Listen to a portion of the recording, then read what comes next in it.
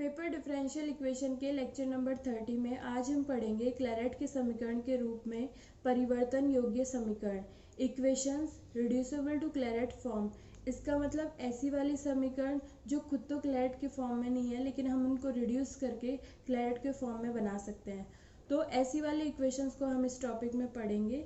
किसी भी इक्वेशन को क्लैरेट फॉर्म में रिड्यूस करने के लिए कोई स्पेशल नियम नहीं है, लेकिन जो ऑब्जर्वेशन से जितनी बातें पता चली है उनके बेसिस पे ये दो बातें जो है वो हम कह सकते हैं कि ऐसे सिचुएशन में आप ऐसा कर सकते हो, लेकिन ये कोई नियम नहीं है।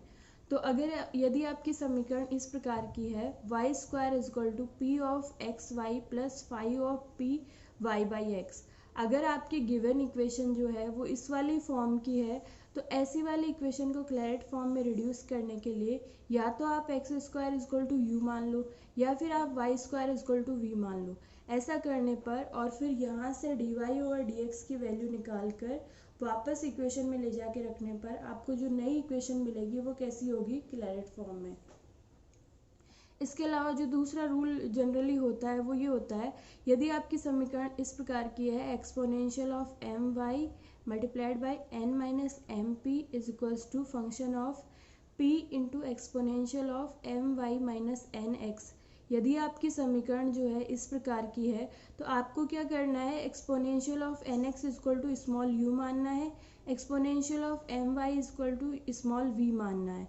और ये मान के आपको जो है ये इक्वेशन में वापस ले जाके पुट करने पर आपको जो नई इक्वेशन मिलेगी वो कैसी होगी, क्लैरेट फॉर्म में होगी। और हम जानते हैं क्लैरेट फॉर्म में जो है उसका सॉल्यूशन क्या होता है, यदि आप उस इक्वेशन में p is equal to constant रख दो तो वही इक्वेशन जो आपको गिवन है वही क्या हो जाएगा, सॉल्यूशन।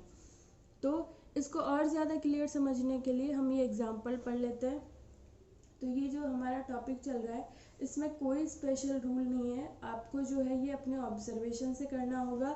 ये दो चीज़ें आपको जो बताई हुई है इनको आप ज़रूर यूज़ कर सकते हो, लेकिन ये कोई नियम नहीं है। आपको अगर आपका माइंड कहता है कि कुछ और अज्यूम करने से इक्वेशन क्लैरेट फॉर्म में रिड्यूस हो जाएगी तो आप वो भी कर सकते हो यहाँ पर।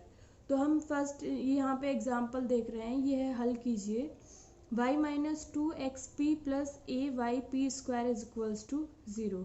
तो यहाँ पे ये हमें गिवन इक्वेशन है, ये जो है वो क्लैरेट फॉर्म में नहीं है तो हम इसको क्लैरेट फॉर्म में बनाना चाहते हैं। तो इसके लिए सबसे पहले हमने क्या किया, हमने अज्यूम किया y square is equal to v, ये हमने माना। तो यहाँ से जो है हमें डी वाई और डी एक्स यानी स्मॉल पी की वैल्यू और वाई स्क्वायर की वैल्यू वापस ले जाके इक्वेशन में पुट करनी है। तो यहाँ से हम डी वाई और डी एक्स की वैल्यू भी निकाल लेते हैं। इसके लिए हम क्या करते हैं, y square is equal to v का हम एक्स के सापेक्ष डिफ्रेंशिएशन करते हैं। तो ये क्या होगा, वाई स्क्वायर का करेंगे तो 2y, वाई का कर रहे हैं तो d y over d x is equals to v का क्या हो जाएगा, d v over d x.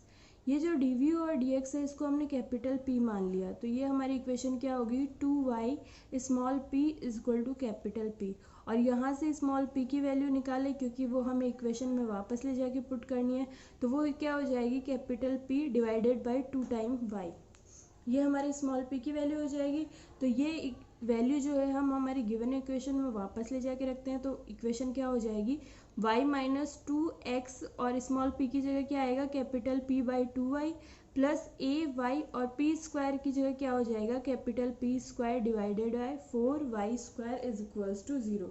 ये हमारी क्या हो जाएगी, इक्वेशन हो गई। इसके बाद जो है हम यहाँ पे क्या करते हैं, एलसीएम ले लेते हैं। तो यहाँ का एलसीएम आएगा 4y स्क्वायर और जो है एलसीएम लेने पे हमारे पास क्या आएगा, ये क्या हो जाएगा 4y क्यूब माइनस 2x, यहाँ पे 2y है, एक y से ये मल्टीप्लाइड हो जाएगा तो क्या हो जाएगा, एक y से और 2 से ये मल्टीप्लाइड हो जाएगा तो ये हो जाएगा 4xp और y प्लस यहाँ पे ये एलसीएम 4y स्क्वायर है और इसके बटे में 4y स्क्वायर है तो ये ऊपर वाला एज इट इज आ जाएगा A Y P square capital P square is equals to 0। और जो एलसीएम आया था 4y स्क्वायर उसको हमने क्रॉस मल्टीप्लिकेशन कर दिया तो वो क्या हो गया, 0। इक्वेशन हमें यहाँ तक मिल गई। अब इसमें से हम y कॉमन ले लेते हैं तो ये क्या आ जाएगा, 4y square minus 4xp plus a p square is equals to 0। अब यहाँ पे ये दोनों फैक्टर्स का जो मल्टीप्लिकेशन है वो क्या है, इक्वल 0 है, लेकिन यहाँ पे इन दोनों का मल्टीप्लिकेशन 0 है, इसका मतलब या तो y 0 है या फिर ये 0 है। तो y तो 0 होगा नहीं, क्योंकि y 0 जो है इसको सेटिस्फाई नहीं करेगा, इसलिए हमारा y तो क्या है, नॉट इक्वल टू 0 है। तो यहाँ पे इसका मतलब क्या हुआ, ये वाला फैक्टर इक्वल 0 है, तो इस वाले factor 4y² minus 4xp plus AP² को हमने क्या कर दिया, इक्वल 0 कर दिया। तो यहाँ से जो है वो एक तो हमने इसको इक्वल 0 कर दिया, एक हम क्या करते हैं y² की जगह यहाँ से v पुट कर देते हैं। तो हमारी इक्वेशन क्या हो जाएगी, 4y² की जगह क्या हो जाएगा 4v माइनस, बाकी का एज इट इज चलेगा, 4v minus 4xp plus AP² is equals to 0। ये हमारा हो गया। यहाँ से v की वैल्यू निकालते हैं तो वो क्या होगा, xp 4 से डिवाइड कर देते हैं हम पूरी इक्वेशन को, और जो v है उसको एक तरफ रख लेते हैं, बाकी वाली टर्म्स को इक्वेशन के दूसरी तरफ भेज देते हैं। तो ये क्या हो जाएगा, v इज इक्वल्स टू 4, ये इधर आके पॉजिटिव का हो जाएगा, 4 से पूरी इक्वेशन को डिवाइड कर रहे हैं, तो यहाँ पे क्या बचेगा, xp माइनस, ये इक्वेशन के इधर आके माइनस का हो जाएगा, AP²/4। तो अब हमारी ये जो इक्वेशन है ये किस फॉर्म में है, क्लैरेट के फॉर्म में। तो यहाँ पे हम देख पा रहे हैं हमारी इक्वेशन जो है v is equal to px plus function of p, ये किस प्रकार की है, क्लैरेट के फॉर्म में। तो अब हम जो है इसको क्लैरेट वाले मेथड से जो है वो सॉल्व कर लेते हैं। क्लैरेट वाला मेथड क्या कहता है कि आपकी इक्वेशन अगर क्लैरेट फॉर्म में है तो आप गिवन इक्वेशन में जो p है, जो आपका डेरिवेटिव है, उसकी जगह आप क्या रख दो, कांस्टेंट। तो उससे जो आपको इक्वेशन मिलेगी वही आपका क्या हो जाएगा, सॉल्यूशन।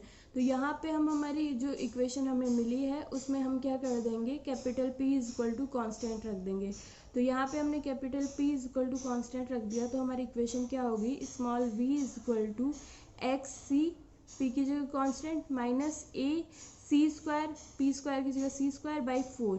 तो और ये हमें क्या मिल गया, p is equal to constant रखने पे हमें ये इक्वेशन मिल गई। और यहाँ पे हम v की वैल्यू भी रख देते हैं, v को हमने क्या अज्यूम किया है, y²। तो v की जगह हमने y² लिख दिया, तो हमारी इक्वेशन क्या होगी, y² is equal to cx minus 1/4 AC²। अब जो ये इक्वेशन हमें लास्ट में मिली है इसमें जो है आपका x है, y है और कांस्टेंट है।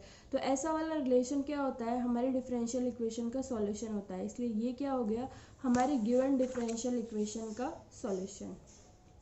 ये जो है इतना इम्पॉर्टेंट टॉपिक नहीं है, लेकिन आपको आना चाहिए। तो आप जो है इसके एग्जाम्पल्स सारे कर लीजिए, और जो आपके बुक में एक्सरसाइज में क्वेश्चन है वो भी आप कर लीजिए।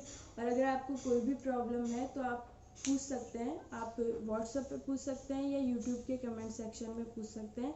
इसके सारे क्वेश्चन जो है वो आप कर लीजिएगा। और यहाँ पे एक और चीज़ जो है वो नोट करने वाली है कि अगर आपको ये इक्वेशन जो है एग्ज़ाम में मिलती है सॉल्व करने के लिए, और वहाँ पे आपको ये समझ में नहीं आता कि y² is equal to v assume करना है, तो हम यहाँ पे ये देख पा रहे हैं ये इक्वेशन जो है वो p में द्विघात है।